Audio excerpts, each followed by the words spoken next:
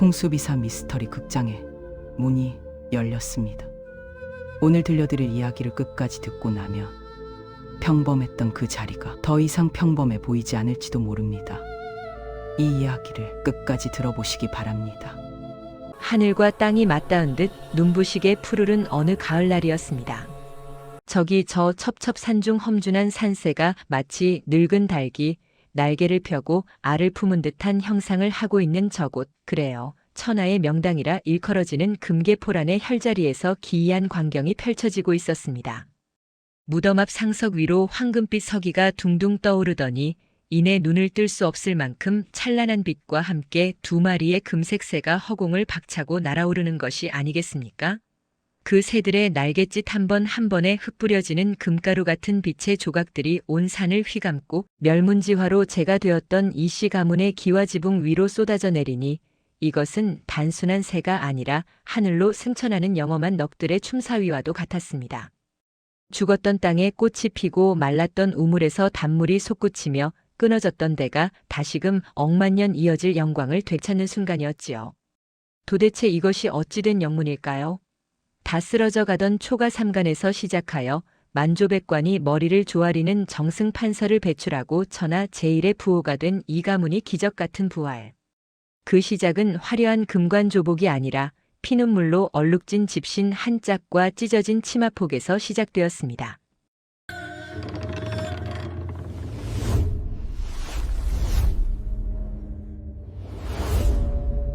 자, 시간을 거슬러 올라가 봅시다. 피비린내가 진동하고 곡소리마저 얼어붙었던 그 참혹했던 그날 밤으로 말입니다. 때는 바야흐로 당파 싸움이 극에 달해 어제의 충신이 오늘의 역적이 되어 목이 떨어지던 흉흉한 시절이었습니다. 대쪽 같은 성품으로 임금의 총애를 받던 이판서댁 사랑채에는 서슬퍼런 금부도사들이 들이닥쳐 사약을 내밀고 있었습니다. 억울하다, 천만 번 억울하다 외치는 이판서의 절규는 간신배들이 쳐놓은 거미줄 같은 모함 속에 맥없이 묻혀버리고 말았습니다. 부인, 뱃속의 아이를. 부디 우리 가문의 마지막 핏줄을 지켜주시오. 살아야 하오. 무슨 수를 써서라도 살아남아 훗날을 도모하시오. 피를 토하며 남긴 남편의 마지막 유언은 쇠망치처럼 윤씨 부인의 가슴을 내리쳤습니다.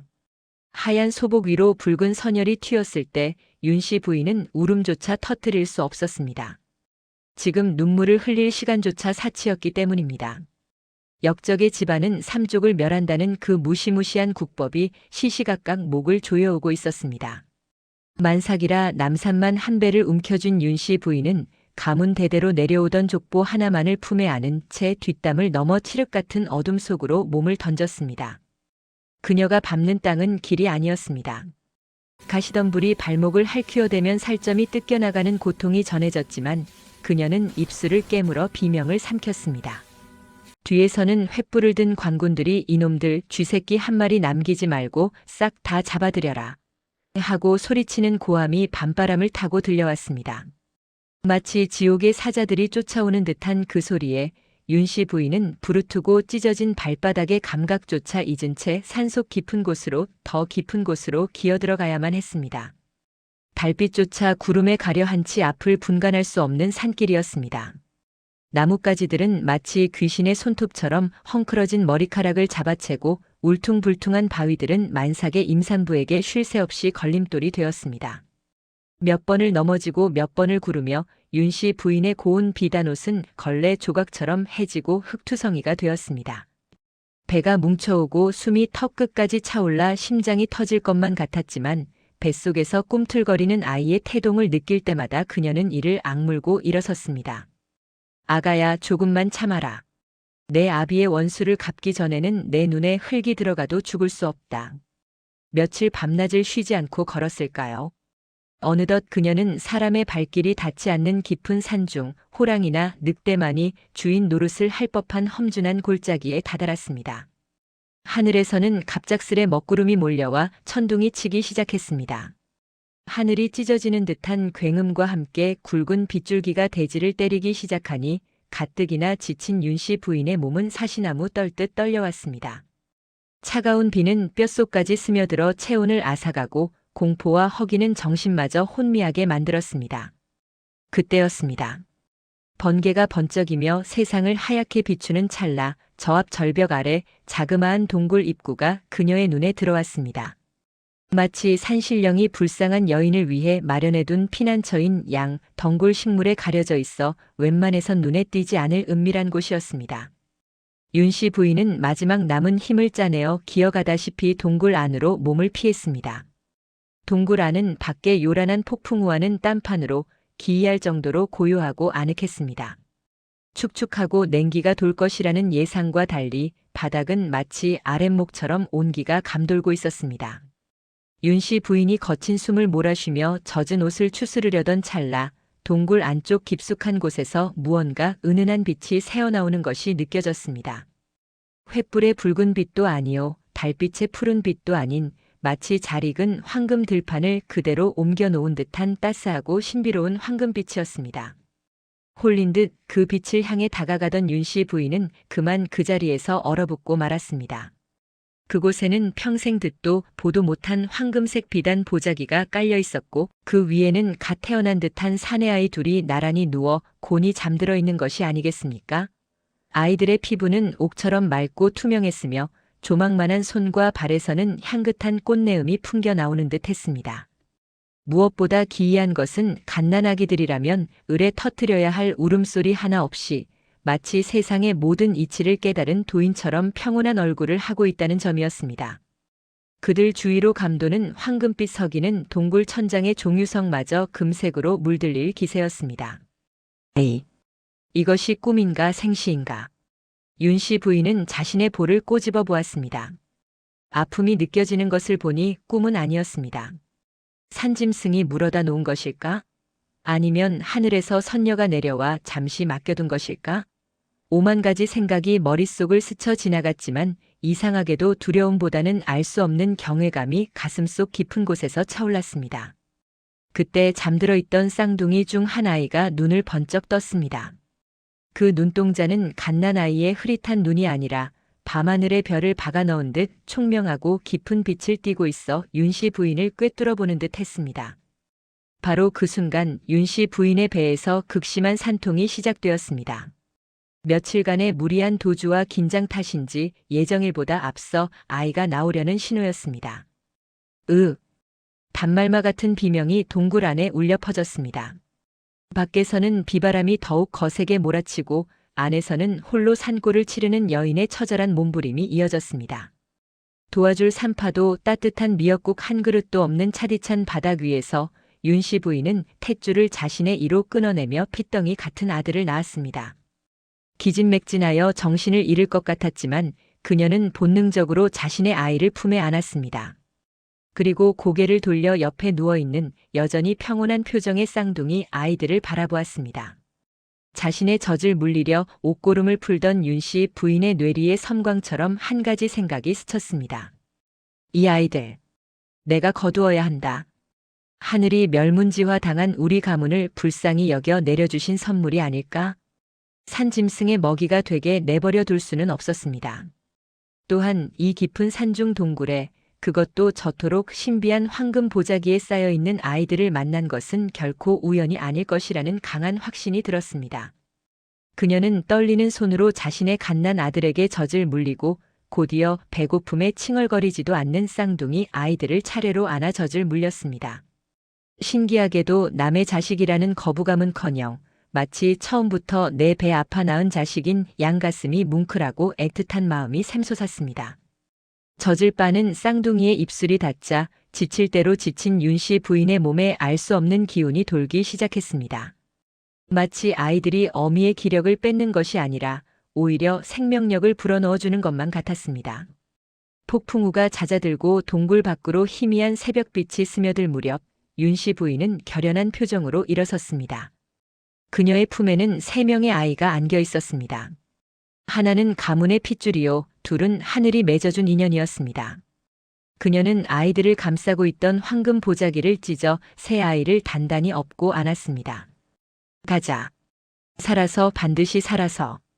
이 억울함을 풀고 너희들을 세상의 주인으로 키워내마. 윤 씨 부인은 동굴을 나섰습니다. 그녀가 향한 곳은 사람이 살지 않아 버려진 땅, 척박하기 그지없는 깊은 산골 마을이었습니다. 누구의 눈에도 띄지 않고 숨죽여 살아야만 하는 도망자의 신세였기에 화전민들조차 고개를 저으며 떠난 그곳만이 유일한 안식처가 될 터였습니다.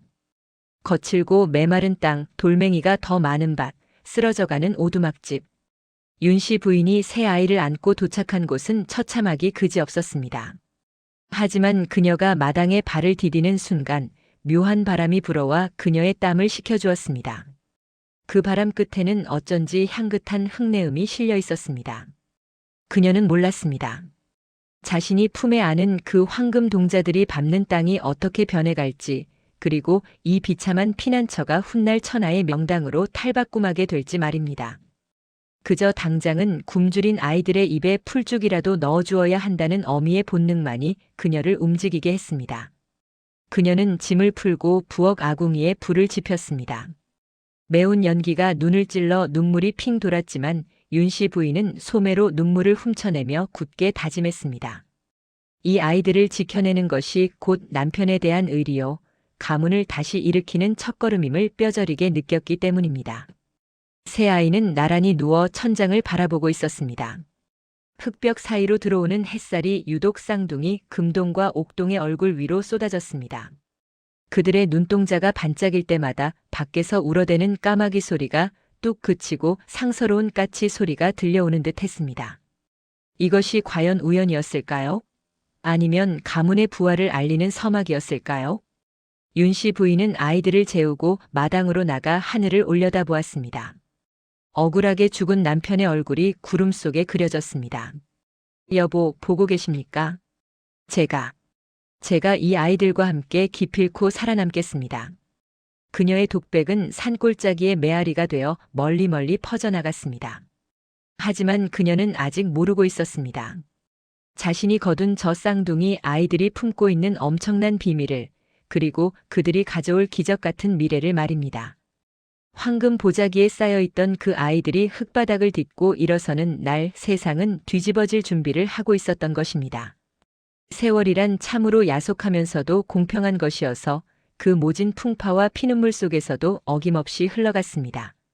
산천초목이 5번이나 옷을 갈아입고 매서운 부풍한 설이 뼈마디를 시리게 하던 겨울이 지나 다시금 아지랑이가 피어오르는 봄이 찾아왔지요. 첩첩산중 인적조차 드문 그 궁벽한 산골 마을에도 시간은 쌓이고 쌓여 어느덧 윤씨 부인이 품에 안고 왔던 핏덩이들은 대여섯 살배기 아이들로 자라나 있었습니다.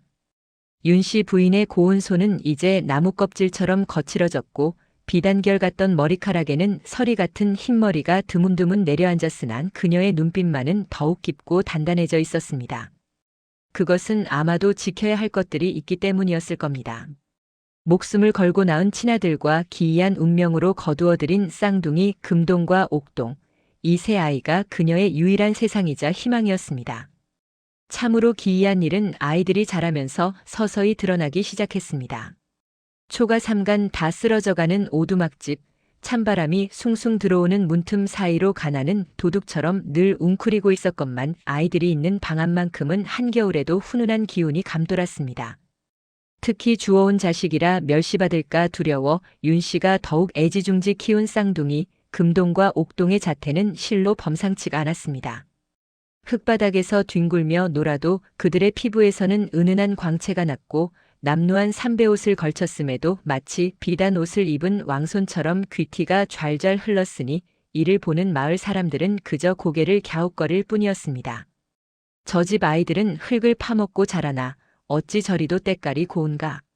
마을 안악들이 우물가에서 수군거리는 소리가 들려올 때마다 윤씨 부인은 가슴이 철렁 내려앉아 아이들을 집 안으로 불러들이곤 했습니다. 혹여나 역적의 자식이라는 것이, 혹은 세상에 드러나선 안 될 신비한 존재라는 것이 탈로 날까 전전긍긍했던 것이지요. 그러나 주머니 속의 송곳은 언젠가 뚫고 나오는 법이라 했던가요? 쌍둥이의 신묘한 기운은 집안의 미물들에게 먼저 닿기 시작했습니다. 어느 날 아침이었습니다. 끼니를 잊기도 어려워 쌀독이 바닥을 드러내던 흉년의 계절, 집 뒤편에 엉성하게 지어놓은 닭장에는 털이 다 빠지고 앙상하게 마른 암탉 몇 마리만이 힘없이 졸고 있었습니다. 모이를 주지 못한 지가 벌써 사흘째니 알을 낳기는커녕 목숨을 부지하는 것조차 기적 같은 일이었습니다. 그때 마당에서 놀던 금동과 옥동이 닭장 앞으로 다가갔습니다.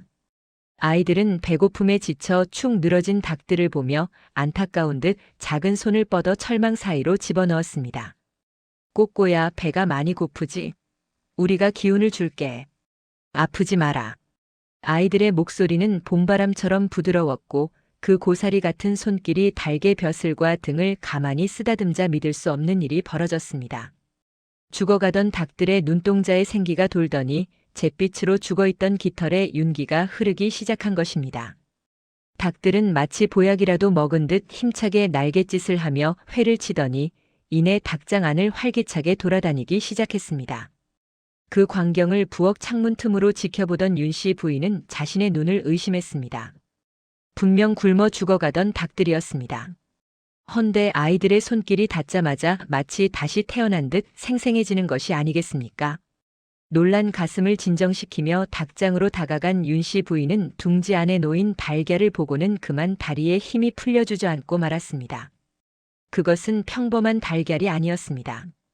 크기는 일반 달걀과 다를 바 없었으나 껍데기에서 뿜어져 나오는 빛깔이 예사롭지 않았습니다. 흙 묻은 껍질 사이로 은은하고도 찬란한 황금빛 광택이 감돌고 있었던 것입니다. 햇살을 받아서 반짝이는 것이 아니라 알 자체가 스스로 머금은 빛을 밖으로 밀어내는 듯한 형상이었습니다. 떨리는 손으로 알을 집어든 윤씨 부인은 그 묵직함과 따스함에 전율했습니다. 껍데기만 황금색을 띤 것이 아니라 그 안에 담긴 기운 자체가 상서롭기 그지없었습니다. 이날 이후로 윤씨네 닭장은 마을의 기이자 불가사의가 되었습니다. 금동과 옥동이 모이를 주는 날이면 어김없이 닭들은 황금빛이 감도는 알을 낳았습니다. 그 알을 삶아 먹으면 며칠을 굶어도 배가 고프지 않았고 병든 자가 먹으면 씻은 듯이 자리를 털고 일어나는 효험까지 있었습니다. 허나 기이한 일은 여기서 그치지 않았습니다. 쌍둥이의 발길이 닿는 곳마다 죽음은 물러가고 생명이 움트기 시작했습니다. 집 마당 구석 몇 해 전 말라 죽어 베어버리려 했던 늙은 매화나무가 있었습니다. 껍질이 벗겨지고 속이 텅 비어 땔감으로나 써야겠다 생각했던 그 나무 아래서 쌍둥이가 흙장난을 치며 놀던 어느 날이었습니다. 아이들은 나무 밑동에 기대어 잠이 들었고 그 평온한 숨소리가 나무의 뿌리에 닿았을까요? 다음 날 아침 윤씨 부인은 마당에 나섰다가 숨을 멈추고 말았습니다. 앙상하게 말라비틀어졌던 가지마다 물이 오르고 연초록빛 새순이 돋아나더니 때 아닌 꽃망울이 팝콘 터지듯 피어나고 있었던 것입니다.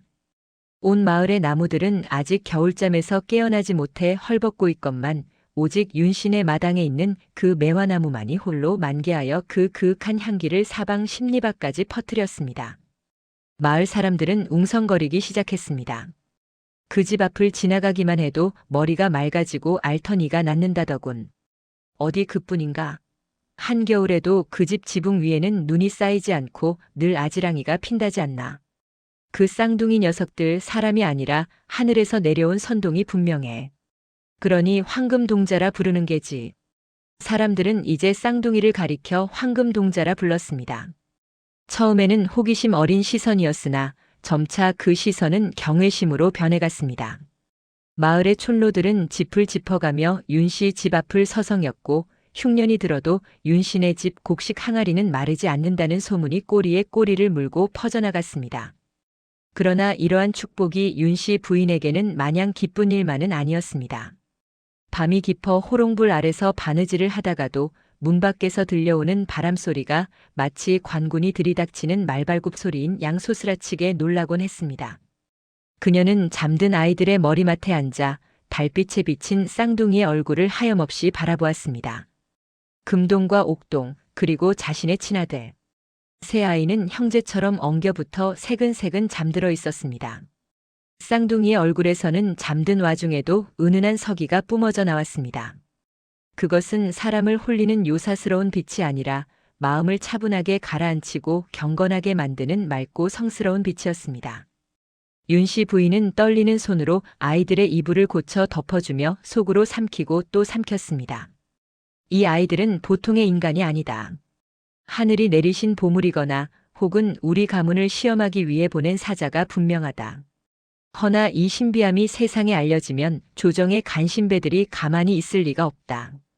요물이라 하여 헤아려 들거나 자신들의 탐욕을 채우기 위해 아이들을 이용하려 들 것이다. 불안감은 안개처럼 윤 씨의 마음을 잠식해 들어왔습니다. 남편을 잃고 멸문지화를 피해 도망쳐온 세월이 얼마이던가요? 이 작은 산골 마을에서의 평화가 저 황금빛 기적 때문에 깨질지도 모른다는 공포는 그녀의 뼈마디를 옥죄어 왔습니다. 어느 날 저녁 윤 씨는 아이들을 불러 앉혔습니다. 밥상머리에는 쌍둥이가 보살핀 닭이 낳은 알로 만든 찜이 김을 모락모락 피어올리고 있었지요. 얘들아, 너희는 남들과 다른 특별한 힘을 가지고 있단다. 허나 그 힘을 함부로 밖에서 보여서는 아니 된다. 사람들이 너희를 칭송하는 것이 지금은 좋을지 모르나 시기하고 질투하는 마음은 언제나 날카로운 칼이 되어 돌아오는 법이다. 윤 씨의 목소리에는 간곡한 호소와 두려움이 섞여 있었습니다. 하지만 대여섯 살에 불과한 쌍둥이 형제는 그 어린 나이에도 불구하고 의젓하게 고개를 끄덕였습니다. 금동이가 또랑또랑한 눈망울로 윤 씨를 올려다보며 말했습니다. 어머니, 걱정하지 마세요. 저희는 그저 어머니와 형님 그리고 이 집안을 지키고 싶을 뿐입니다. 닭들이 알을 낳고 꽃이 피는 건 하늘이 어머니의 정성에 감복하여 잠시 빌려준 힘일 뿐 저희의 것이 아닙니다. 옆에 있던 옥동이도 거들었습니다. 맞습니다. 때가 되면 이 모든 것이 무엇을 위함인지 알게 될 것이라 믿습니다. 그러니 너무 심려치 마세요. 아이들의 말은 도저히 어린아이의 입에서 나올 법한 것이 아니었습니다. 마치 수백 년을 살아온 노인이 아이의 탈을 쓰고 말하는 듯한 깊은 울림과 통찰이 담겨 있었습니다. 윤 씨 부인은 그 순간 등골이 서늘해짐을 느꼈습니다. 이 아이들의 정체는 도대체 무엇일까? 단순히 하늘이 내린 복덩이인 것인가? 아니면 내가 감당할 수 없는 거대한 운명의 소용돌이인 것인가? 창호지 문 너머로 밤새 부엉이가 울어대고 산바람이 거세게 문풍지를 흔들었습니다. 윤 씨 부인은 쉽게 잠을 이루지 못하고 뒤척였습니다. 방 안을 가득 채우는 쌍둥이의 따스한 기운 속에서도 그녀의 마음 한구석에는 다가올 미래에 대한 불길한 예감이 먹구름처럼 피어오르고 있었습니다. 황금알을 낳는 닭과 시든 꽃을 피우는 아이들. 이 상서로운 징조들은 과연 가문을 일으킬 서광일까요? 아니면 또 다른 비극을 알리는 서망일까요? 밤은 깊어가고 하늘에는 별들이 유난히도 밝게 빛나고 있었습니다. 마치 누군가가 저 하늘 위에서 이 초라한 초가집을 내려다보며 때를 기다리고 있는 것처럼 말입니다. 그리고 그 깊은 밤의 정적 속에서 윤 씨 부인의 꿈길로 누군가가 천천히, 아주 천천히 걸어오고 있었습니다. 그것은 피할 수 없는 운명의 발걸음 소리였습니다. 세월이란 참으로 야속하면서도 공평한 것이어서 그 모진 풍파와 피눈물 속에서도 어김없이 흘러갔습니다. 산천초목이 5번이나 옷을 갈아입고 매서운 북풍한 설이 뼈마디를 시리게 하던 겨울이 지나 다시금 아지랑이가 피어오르는 봄이 찾아왔지요.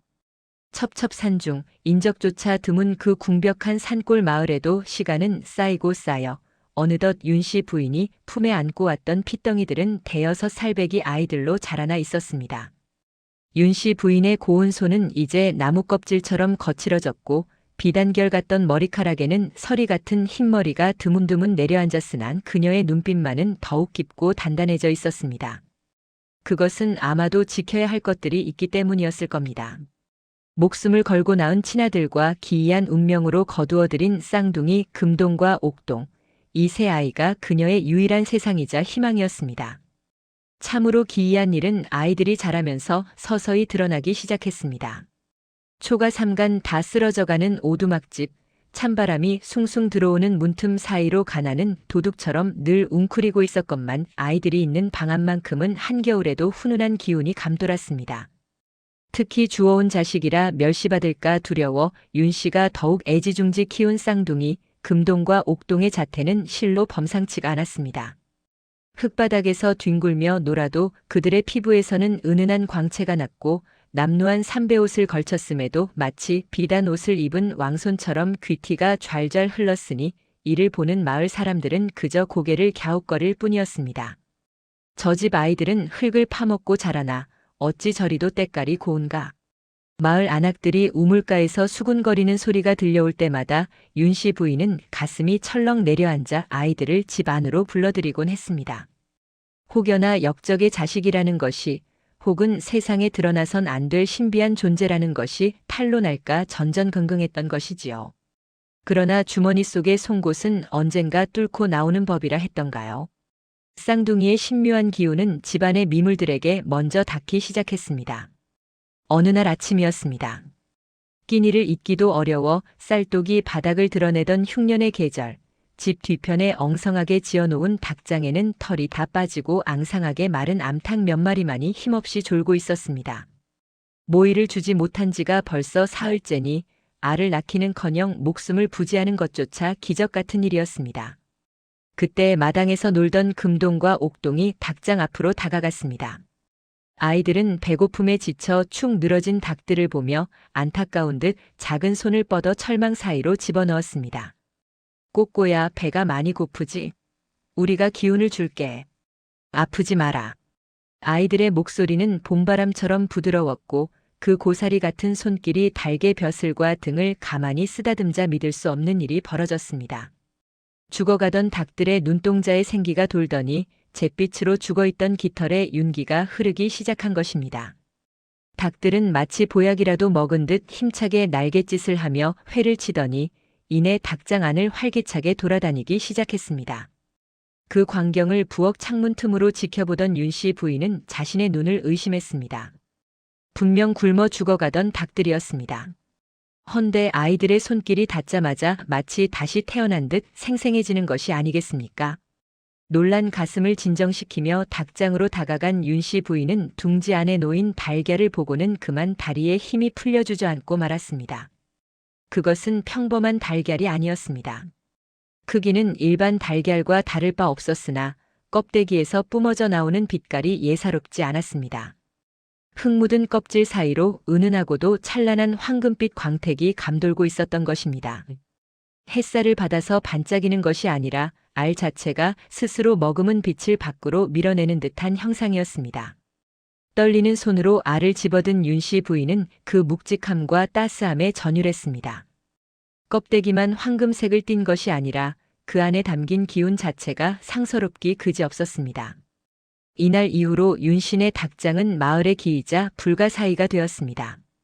금동과 옥동이 모이를 주는 날이면 어김없이 닭들은 황금빛이 감도는 알을 낳았습니다.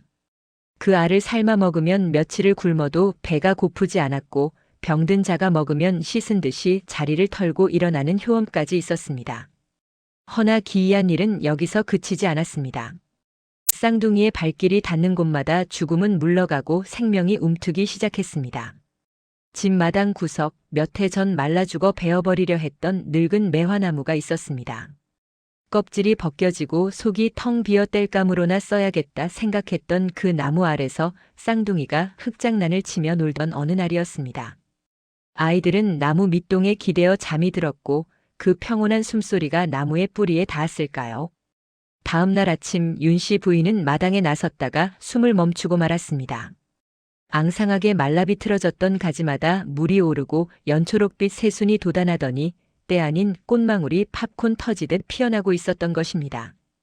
온 마을의 나무들은 아직 겨울잠에서 깨어나지 못해 헐벗고 있건만 오직 윤씨네 마당에 있는 그 매화나무만이 홀로 만개하여 그 그윽한 향기를 사방 십리밖까지 퍼뜨렸습니다. 마을 사람들은 웅성거리기 시작했습니다. 그 집 앞을 지나가기만 해도 머리가 맑아지고 알터니가 났는다더군. 어디 그뿐인가?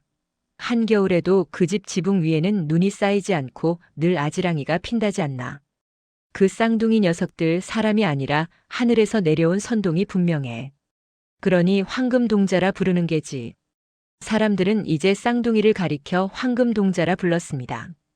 처음에는 호기심 어린 시선이었으나 점차 그 시선은 경외심으로 변해갔습니다. 마을의 촌로들은 짚을 짚어가며 윤씨 집 앞을 서성였고 흉년이 들어도 윤씨네 집 곡식 항아리는 마르지 않는다는 소문이 꼬리에 꼬리를 물고 퍼져나갔습니다. 그러나 이러한 축복이 윤씨 부인에게는 마냥 기쁜 일만은 아니었습니다. 밤이 깊어 호롱불 아래서 바느질을 하다가도 문 밖에서 들려오는 바람소리가 마치 관군이 들이닥치는 말발굽 소리인 양 소스라치게 놀라곤 했습니다. 그녀는 잠든 아이들의 머리맡에 앉아 달빛에 비친 쌍둥이의 얼굴을 하염없이 바라보았습니다. 금동과 옥동, 그리고 자신의 친아들. 세 아이는 형제처럼 엉겨붙어 새근새근 잠들어 있었습니다. 쌍둥이의 얼굴에서는 잠든 와중에도 은은한 서기가 뿜어져 나왔습니다. 그것은 사람을 홀리는 요사스러운 빛이 아니라 마음을 차분하게 가라앉히고 경건하게 만드는 맑고 성스러운 빛이었습니다. 윤씨 부인은 떨리는 손으로 아이들의 이불을 고쳐 덮어주며 속으로 삼키고 또 삼켰습니다.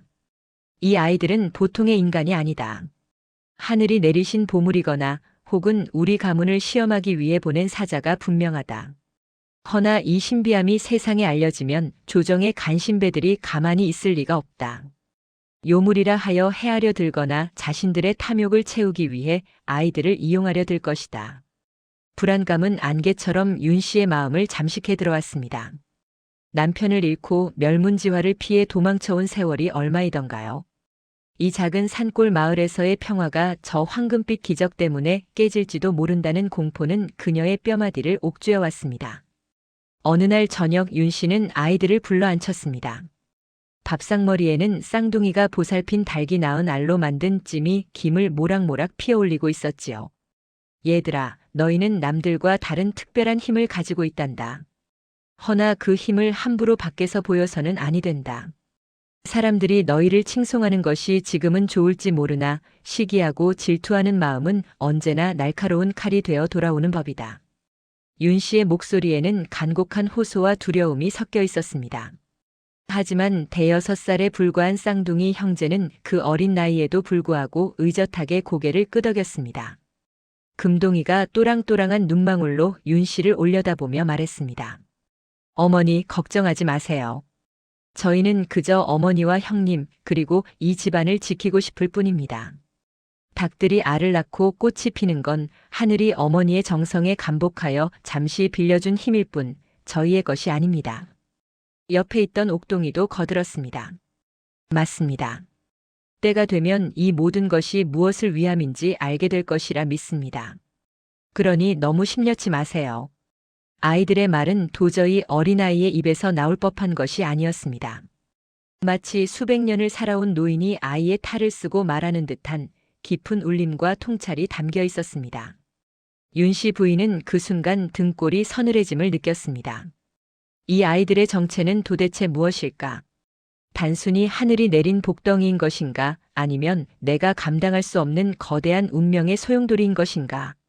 창호지 문 너머로 밤새 부엉이가 울어대고 산바람이 거세게 문풍지를 흔들었습니다.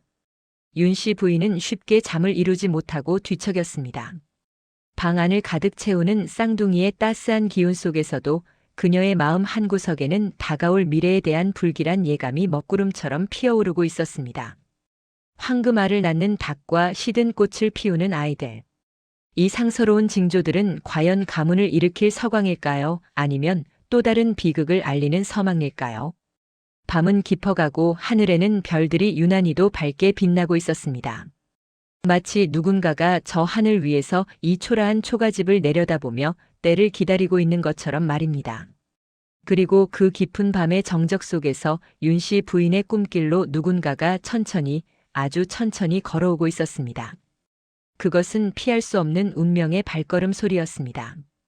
밤 기운이 서리가 되어 내려앉은 깊고 깊은 산골의 밤, 풀벌레 소리마저 숨을 죽인 적막 강산에 오로지 타닥거리는 호롱불 심짓하는 소리만이 윤 씨 부인의 좁은 방을 채우고 있었습니다. 멸문지화의 참변을 피해 도망쳐온 지도 어느덧 수년, 고운 비단옷을 입던 양반과 안방마님의 손은 이제 거친 나뭇껍질처럼 변해버렸고 눈가에는 마르지 않는 눈물 자국이 깊은 주름이 되어 패어 있었지요. 윤 씨 부인은 바느질하던 손을 잠시 멈추고 윗목에서 곤히 잠든 새 아이를 바라보았습니다. 자신의 배 아파 낳은 친아들은 고단한 하루놀이에 지쳐 세상 모르고 잠이 들었는데 그 옆에 나란히 누운 쌍둥이 금동과 옥동의 모습은 참으로 기이하고도 신비로웠습니다. 칠흑 같은 어둠 속에서도 아이들의 머리맡에는 은은한 황금빛 서기가 감돌고 있었으니 그 빛은 마치 어미 닭이 알을 품듯 따스하고도 포근하게 방 안의 냉기를 밀어내고 있었던 것입니다. 불쌍한 내 남편 저승에서도 이 아이들을 굽어 살피고 계신 것입니까? 부인은 가슴속 깊은 곳에서 올라오는 회한을 삼키며 가물거리는 호롱불 아래서 까무룩 잠이 들고 말았습니다. 육신의 고단함이 정신을 짓눌러 비몽사몽 간의 경계가 허물어지던 바로 그 순간이었습니다. 부인의 눈앞에 자욱한 안개가 피어오르더니 좁은 방 안이 순식간에 끝을 알 수 없는 광활한 들판으로 변하는 것이 아니겠습니까? 그 들판 위로 오색 구름이 찬란하게 흐르는데 저 멀리서 백발이 성성한 노인 한 분이 도포 자락을 휘날리며 걸어오고 있었습니다. 그 걸음걸이에는 태산 같은 위엄이 서려 있었고 눈빛은 깊은 호수처럼 맑았으나 그 안에는 억겁의 세월을 관통하는 슬픔이 배어 있었습니다. 윤씨 부인은 단박에 그분이 누구인지 알아보았습니다. 초상화 속에서나 배웠던 수백 년 전 가문을 일으켜 세우고 나라의 기틀을 다지셨던 시조 할아버지가 분명했지요. 부인은 저도 모르게 납작 엎드려 오열했습니다. 조상님, 못난 며느리가 가문을 지키지 못하고 이리 산속으로 숨어들었나이다. 부디 용서해 주시옵소서. 그러자 시조는 부드러운 손길로 부인의 어깨를 일으키며 우레와 같으면서도 봄바람처럼 따뜻한 목소리로 말문을 열었습니다. 가문을 지키지 못한 것은 내 탓이 아니다. 간신배들의 흉계가 하늘을 찌르고 땅을 뒤흔드니 어찌 연약한 여인 혼자서 그 거친 파도를 막을 수 있었겠느냐. 허나 슬퍼하지 말라. 하늘은 결코 무심하지 않은 법이다. 시조는 잠시 말을 멈추고 부인의 곁에 누워있던 쌍둥이 금동과 옥동을 가리켰습니다. 꿈속에서도 아이들의 몸에서는 눈부신 광채가 뿜어져 나오고 있었습니다. 보아라. 저 아이들은 평범한 아이들이 아니다.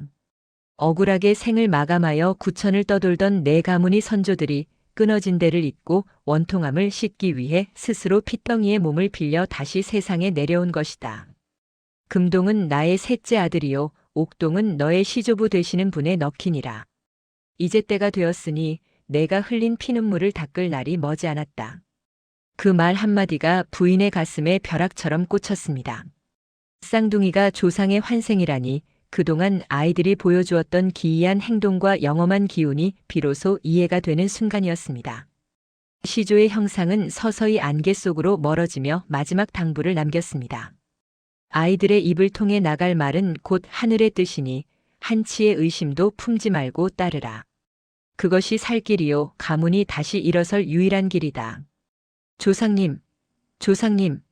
부인은 멀어지는 조상의 옷자락을 잡으려 허공에 손을 뻗으며 소스라치게 놀라 잠에서 깼습니다. 등줄기에는 식은땀이 흥건하고 심장은 터질 듯이 요동치고 있었지요. 방 안은 여전히 어두웠으나 창호지 문틈으로 희미하게 새벽빛이 스며들고 있었습니다. 그런데 놀라운 일은 그때부터였습니다. 잠에서 깬 부인의 눈앞에 늘 칭얼대며 어리광을 부리던 대여섯 쌀배기 쌍둥이 금동과 옥동이 벌써 일어나 앉아 있는 것이 아니겠습니까? 아이들은 마치 약속이라도 한 듯 단정하게 무릎을 꿇고 앉아 부인을 응시하고 있었는데 그 눈빛이 실로 기가 막혔습니다. 천진난만한 아이의 눈동자가 아니었습니다. 수백 년의 풍파를 겪어낸 노인처럼 깊고 그윽하며 세상의 이치를 통달한 듯한 형형한 안광이 서려 있었던 것입니다. 방 안의 공기가 무겁게 가라앉자 금동이 먼저 입을 열었습니다. 그 목소리는 아이의 성대에서 나오는 맑은 소리였으나 말투는 엄숙하고 중후하기 그지없었습니다. 어머니, 밤새 평안하셨습니까? 이제야 비로소 저희가 입을 열 때가 된 듯합니다. 윤씨 부인은 기가 막혀 입을 다물지 못했습니다. 어제까지만 해도 흑장난을 하며 웃던 아이가 하룻밤 사이에 마치 집안의 가장과 같은 태도로 말을 걸어오니 어찌 놀라지 않을 수 있겠습니까? 옆에 앉은 옥동이 고개를 끄덕이며 말을 이었습니다. 놀라지 마십시오, 어머니. 꿈속에서 보신 바가 모두 사실입니다. 저희는 아버님, 아니 이판서 어른의 원통함을 풀고 무너진 집안을 다시 반석 위에 올리기 위해 잠시 아이의 탈을 쓰고 왔을 뿐입니다. 부인은 떨리는 손으로 옷깃을 여미며 조심스럽게 물었습니다. 그렇다면 정녕 너희가 내 아이가 아니란 말이냐? 조상님들의 너키란 말이냐? 육신은 어머니께서 낳아주신 자식이 맞습니다. 허나 그 안에 담긴 뜻은 조상들의 염원이지요. 어머니, 이제 슬픔을 거두시고 저희가 이르는 대로 행하셔야 합니다. 금동이 자리에서 일어나 방 한 구석에 놓인 낡은 탁자로 다가갔습니다. 그리고 작은 손가락으로 허공에 지도를 그리듯 차분하게 설명을 시작했습니다.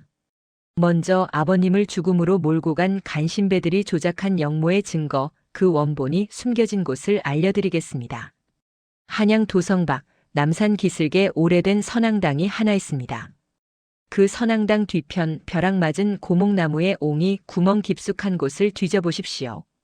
그곳에 간신들이 영모를 꾸미며 주고받은 밀서와 아버님의 도장을 훔쳐 위조한 문서들이 기름종이에 쌓여 숨겨져 있을 것입니다.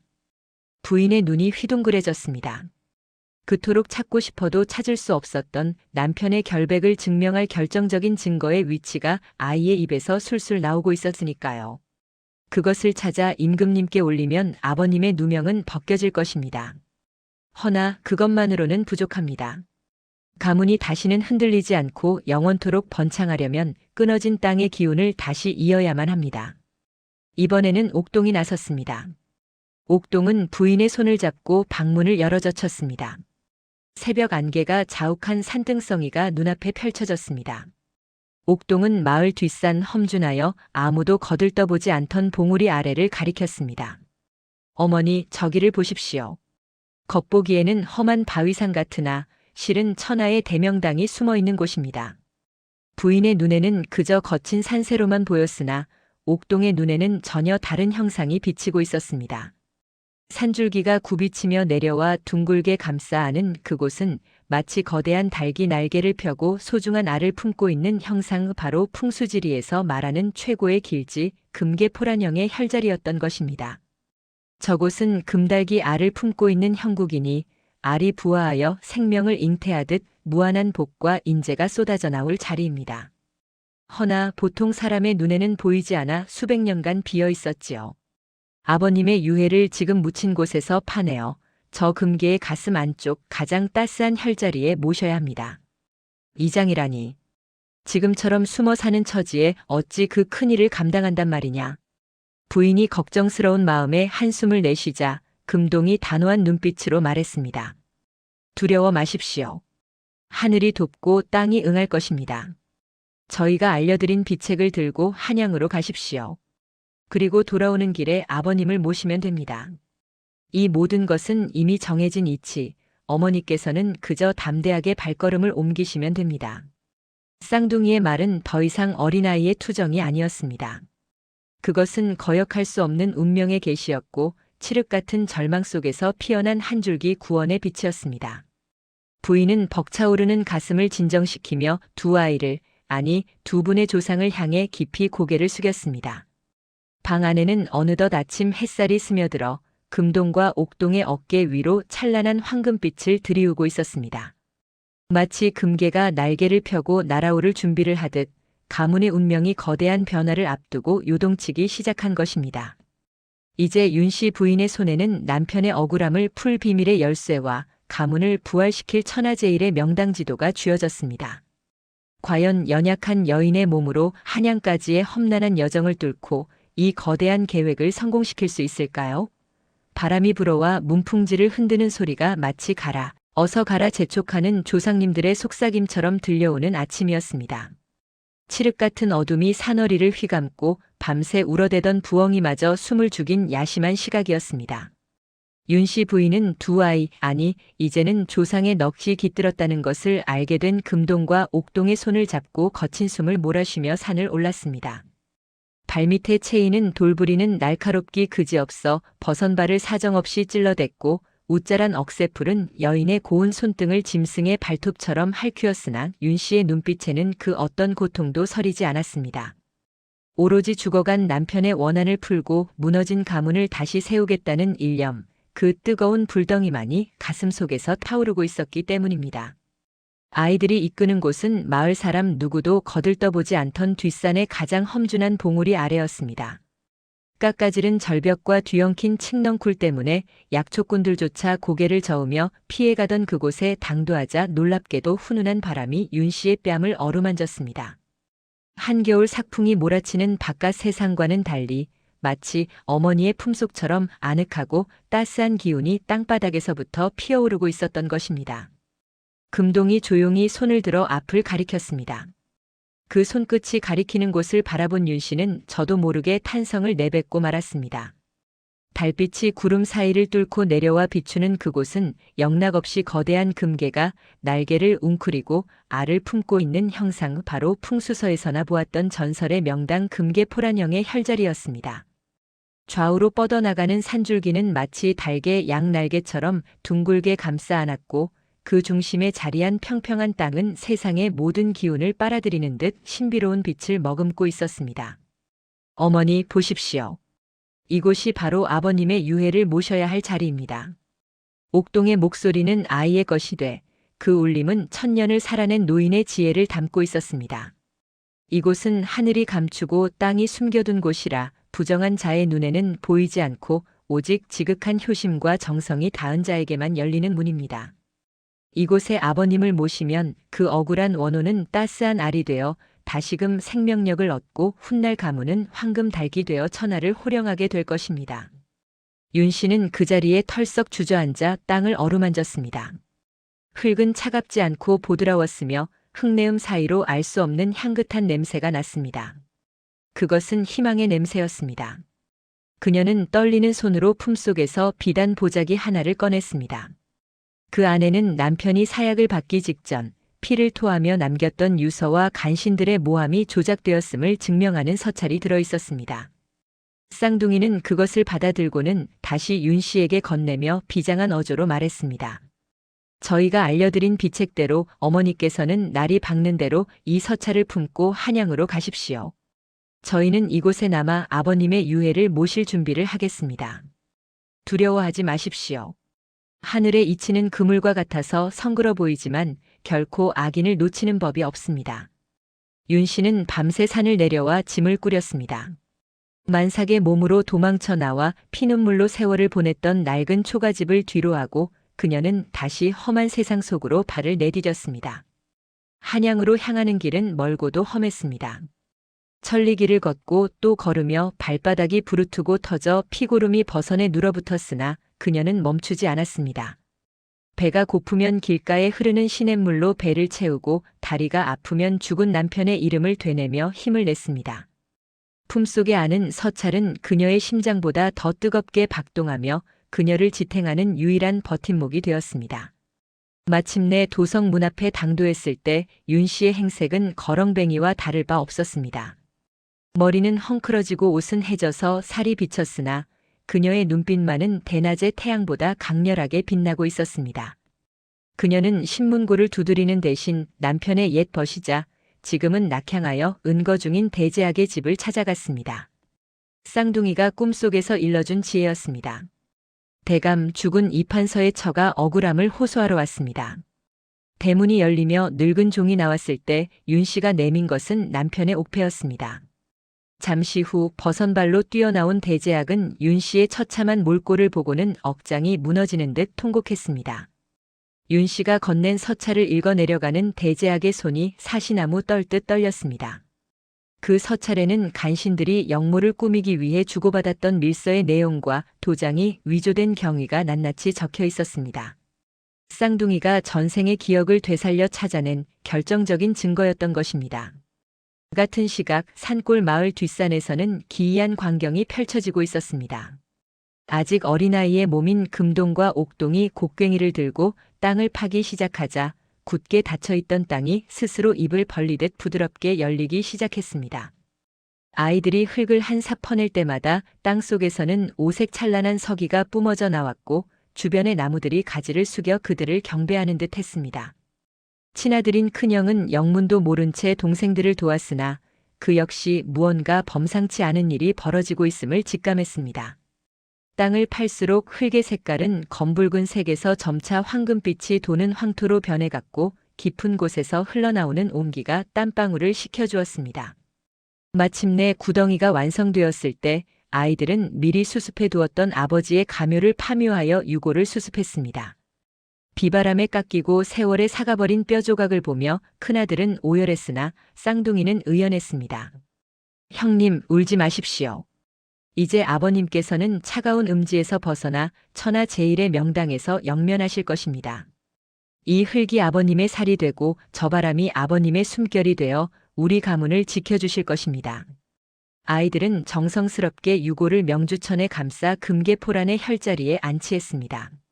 그리고 조심스럽게 황금빛 흙을 덮기 시작했습니다.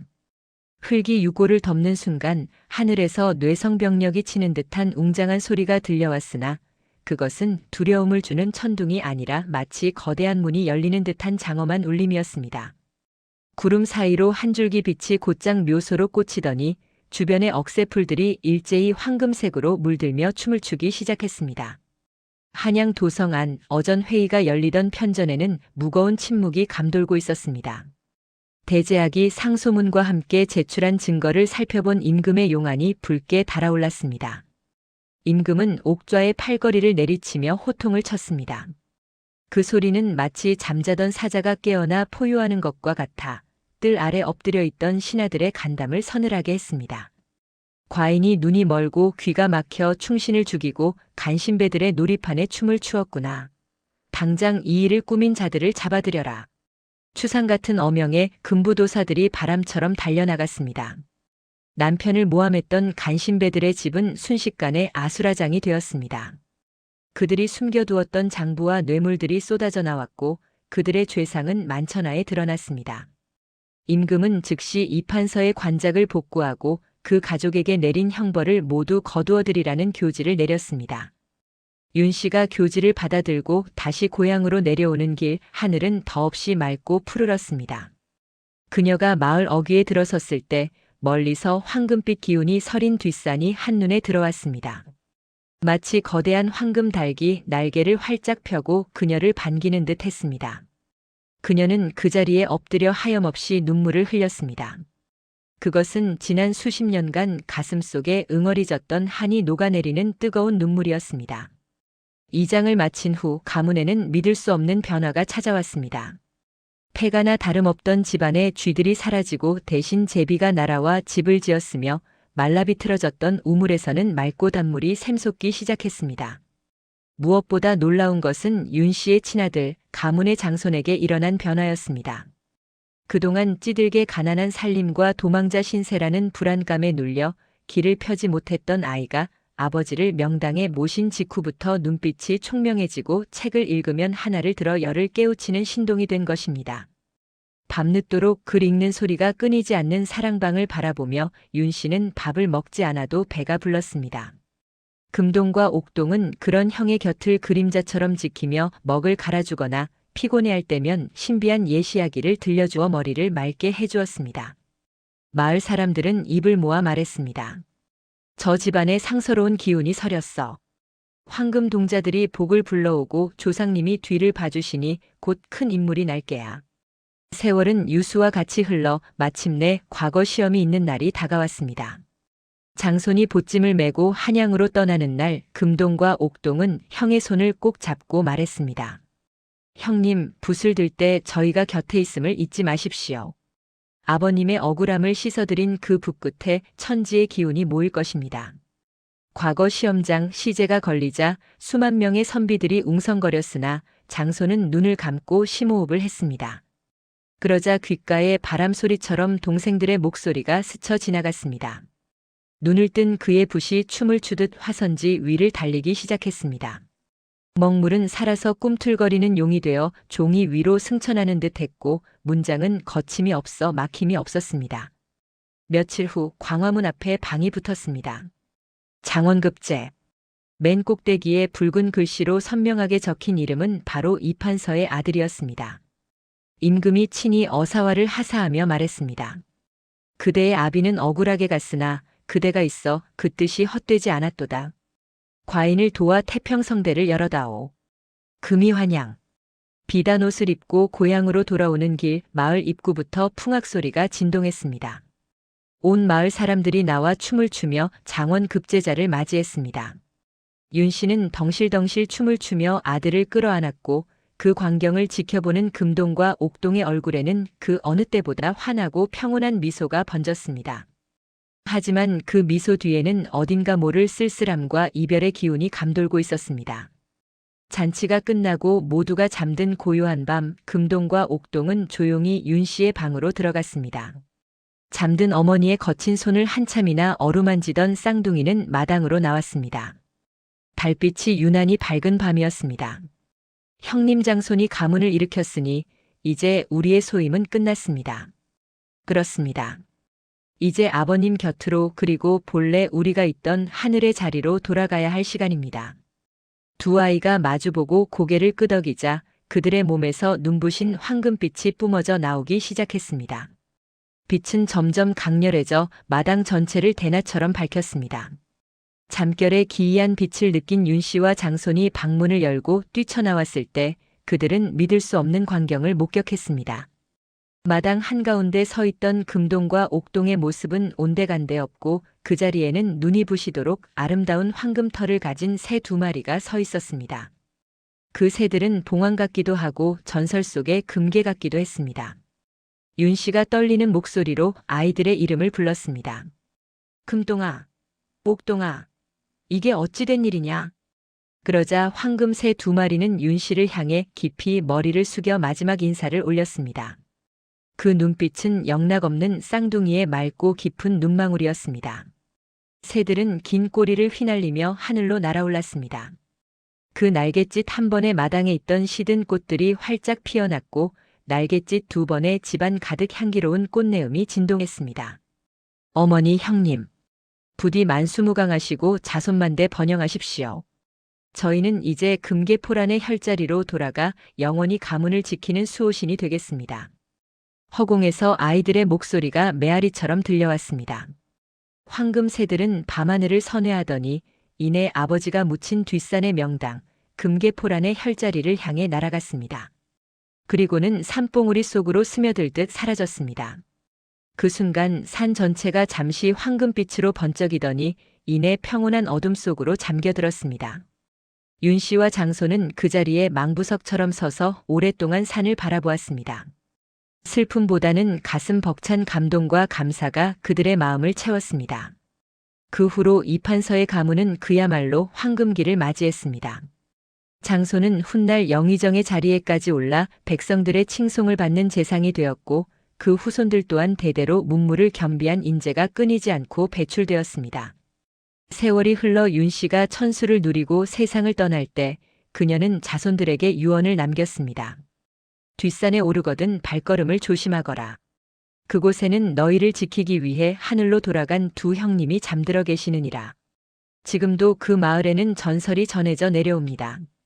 가문에 큰일이 있거나 나라에 경사가 있을 때면 이판서 묘소가 있는 금계 포란형 명당 위로 황금빛 새 두 마리가 날아오르는 것이 목격된다고 말입니다. 효심과 우애 그리고 조상의 은덕이 만들어낸 그 찬란한 황금빛 이야기는 수백 년이 지난 지금까지도 사람들의 입에서 입으로 전해지며 밤하늘의 별처럼 빛나고 있습니다.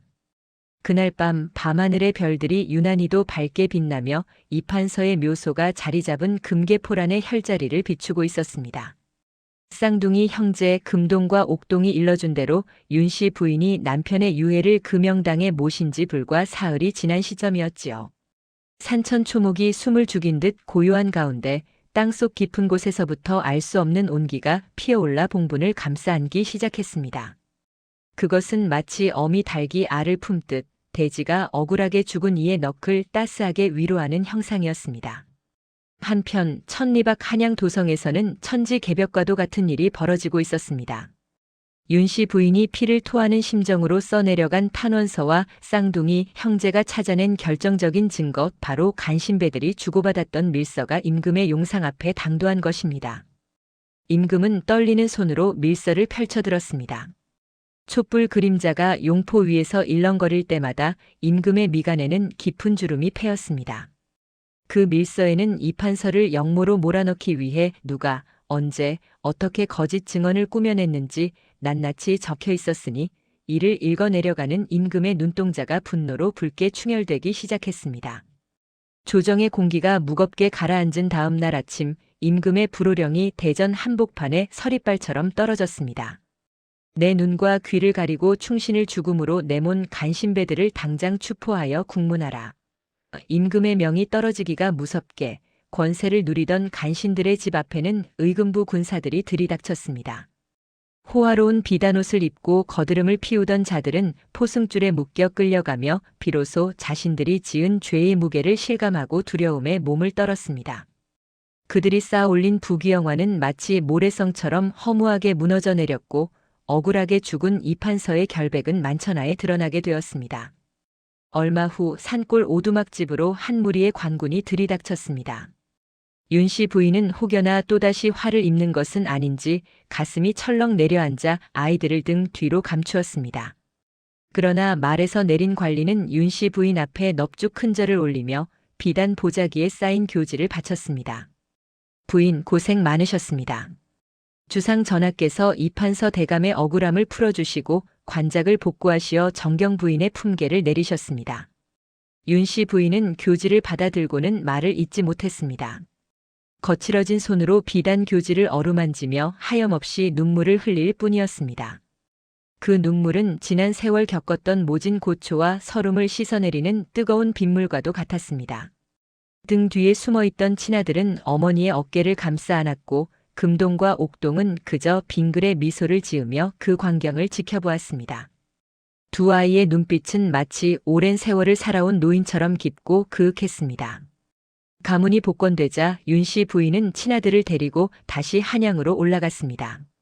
폐허가 되었던 옛 집터에는 다시금 웅장한 기와집이 들어섰고 끊어졌던 사람들의 발길이 이어졌습니다. 하지만 윤씨 부인에게 가장 중요한 것은 가문의 겉모습이 아니었습니다. 그녀는 남편의 유지를 받들어 아들을 훌륭한 인재로 키우는데 전념했습니다. 그리고 몇 해가 흘러 드디어 과거 시험이 열리는 날이 다가왔습니다. 윤씨 부인의 친아들은 붓을 들어 먹을 갈며 마음을 다잡았습니다. 그때 방문이 스르르 열리며 금동과 옥동이 들어왔습니다. 어느새 훌쩍 자라 소년의 티를 벗은 그들은 붓을 쥐고 있는 형님 친아들의 어깨에 손을 올렸습니다. 형님, 두려워하지 마십시오. 아버님의 기계와 어머님의 정성이 형님의 붓끝에 머물 것입니다. 저희가 곁에서 지켜보겠습니다.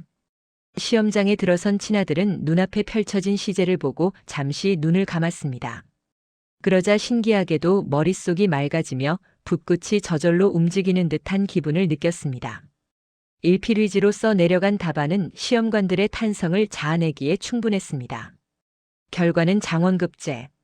가문은 다시금 조정의 핵심으로 우뚝 서게 되었습니다. 경사가 겹치고 집안에는 웃음꽃이 끊이지 않았습니다. 그러나 기쁨이 절정에 달했던 어느 날 새벽 금동과 옥동은 조용히 윤씨 부인의 방을 찾았습니다. 동트기 전에 푸르스름한 새벽빛이 문사를 타고 들어와 두 아이의 얼굴을 비추었는데 그 모습이 어찌나 신비롭고 고귀해 보이던지 윤씨 부인은 저도 모르게 옷매무새를 가다듬었습니다. 금동이 먼저 입을 열었습니다. 어머니, 이제 저희는 떠날 때가 되었습니다. 윤씨 부인의 가슴이 덜컥 내려앉았습니다. 그게 무슨 말이냐?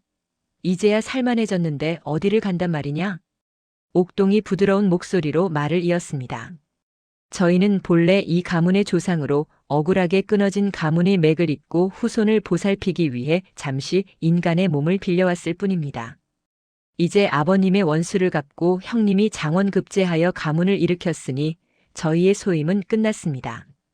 윤씨 부인은 눈물을 글썽이며 아이들의 손을 잡으려 했으나 아이들의 몸은 마치 아지랑이처럼 잡히지 않았습니다. 두 아이는 자리에서 일어나 마당으로 나갔습니다. 윤씨 부인과 장원급제한 아들이 황급히 뒤를 따랐습니다. 마당에는 황금빛 안개가 자욱하게 깔려 있었습니다. 금동과 옥동이 마당 한가운데 서자 하늘에서 찬란한 서광이 비치기 시작했습니다. 두 아이는 윤씨 부인을 향해 마지막으로 큰 절을 올렸습니다. 어머니, 부디 만수무강하십시오. 저희가 알려드린 금계포란의 명당이 있는 한 우리 가문은 대대손손 번창할 것입니다. 그곳은 금달기 알을 품듯 조상의 음덕이 후손을 따뜻하게 감싸 안는 곳이니 훗날 어머니께서도 그곳에서 편히 쉬시게 될 것입니다. 말이 끝나기가 무섭게 두 아이의 몸이 서서히 황금빛으로 물들기 시작했습니다. 사람의 형상은 점차 흐릿해지고 그 자리에는 눈부신 황금 깃털을 가진 두 마리의 새가 나타났습니다. 전설 속에서나 볼 법한 금개, 바로 그 모습이었습니다. 두 마리의 금개는 긴 꼬리를 우아하게 흔들며 하늘로 날아올랐습니다.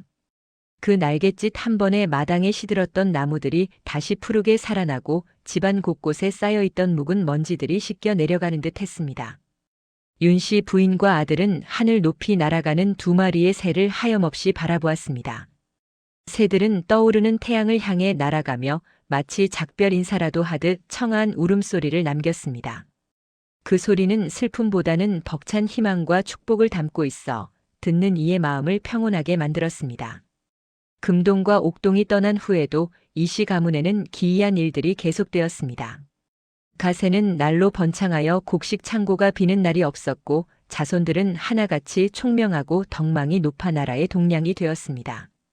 사람들은 입을 모아 말했습니다. 저 집안은 조상을 잘 모셔 금계가 알을 품은 명당의 기운을 받았으니 그 복이 천년을 갈 것이다. 윤씨 부인은 훗날 천수를 누리고 세상을 떠날 때 자손들에게 유언을 남겼습니다. 부귀영화는 뜬구름과 같으나 조상을 섬기는 마음과 베푸는 덕행은 영원히 남는 법이다. 금동과 옥동이 남긴 뜻을 잊지 말거라. 그녀는 남편의 묘소 옆 금계포란의 혈자리에 나란히 묻혔습니다. 그리고 오늘날까지도 그곳에는 봄이면 가장 먼저 꽃이 피고 겨울이면 눈이 쌓이지 않는 따스한 기운이 감돈다고 합니다. 마치 황금 동자들이 변한 두 마리의 금개가 영원히 그곳을 지키며 알을 품고 있는 것처럼 말이지요. 지극한 효심과 조상의 보살핌이 만들어낸 기적, 그리고 그 속에 담긴 금계포란의 비밀. 어쩌면 우리네 삶도 눈에 보이지 않는 수많은 인연과 음덕으로 이어져 있는 것은 아닐까요? 바람에 흔들리는 촛불처럼 위태로웠던 가문이 황금빛 전설로 다시 태어난 이 이야기는 삭막한 시대를 살아가는 우리에게 따뜻한 위로와 희망의 메시지를 전해주고 있습니다.